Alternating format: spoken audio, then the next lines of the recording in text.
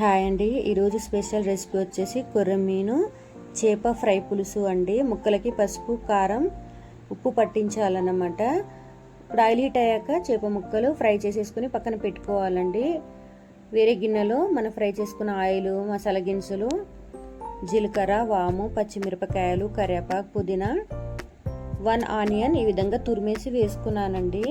అలా వేయడం వల్ల మనకి గ్రేవీలో చిక్కగా అవుతుందన్నమాట గ్రేవీ. 1/2 టీ స్పూన్ పసుపు, 1 టీ స్పూన్ ఫ్రెష్గా దంచిన అల్లం ఎల్లిగడ్డ పేస్ట్ వేసుకోవాలండి. మనకి కర్రీలోకి చాలా బాగుంటుంది అలా వేయడం వల్ల.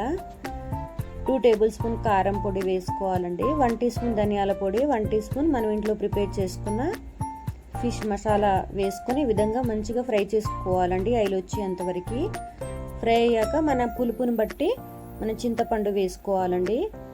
అలాగే వాటర్, సాల్ట్ వేసుకుని మంచిగా మరగనివ్వాలన్నమాట. మరిగిన తర్వాత మనం ఫ్రై చేసుకున్న ముక్కలు అందులో వేసుకుని ఈ విధంగా మనం ఒక్కసారి గరిటెతో కలిపేసి పెట్టుకోవాలండి.